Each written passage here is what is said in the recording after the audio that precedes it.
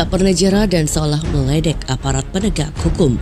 Para mafia tambang emas ilegal di Kabupaten Pegunungan Arfak, Provinsi Papua Barat semakin menjadi-jadi.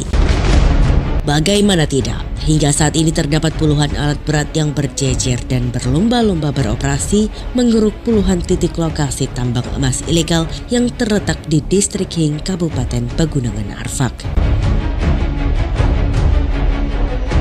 Mirisnya, hingga saat ini aktivitas penambangan emas ilegal tersebut belum juga disentuh oleh aparat penegak hukum, meski sebelumnya telah banyak diberitakan.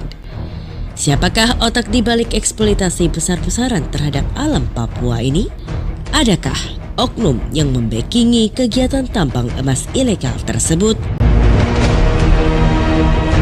Berdasarkan hasil investigasi terhadap para pekerja tambang, Aliansi Peduli Lingkungan mendapati sejumlah nama yang diduga kuat sebagai bos pengelola tambang. Sebut saja Haji Udin dan Pak Slamet yang diduga sebagai donatur utama terhadap para pekerja tambang emas ilegal di kawasan Distrik Minyambau dan Distrik Hing, Pegunungan Arfak. Saat diwawancarai, salah seorang pekerja buruh tambang emas ilegal mengungkapkan bahwa timnya saat ini sedang beroperasi di kawasan Distrik Minyambau dan Distrik Hing, Pegunungan Arfak. Kita ketahui bersama, sebelumnya Polres Pegunungan Arfak telah berhasil menindak tegas kegiatan penambangan emas ilegal di wilayah Distrik Hing dan Manyamno. Namun anehnya, lokasi tersebut malah semakin ramai dikunjungi oleh para penambang emas ilegal. Bahkan para cukong telah mendatangkan puluhan unit ekskavator yang beroperasi di tengah hutan hingga saat ini.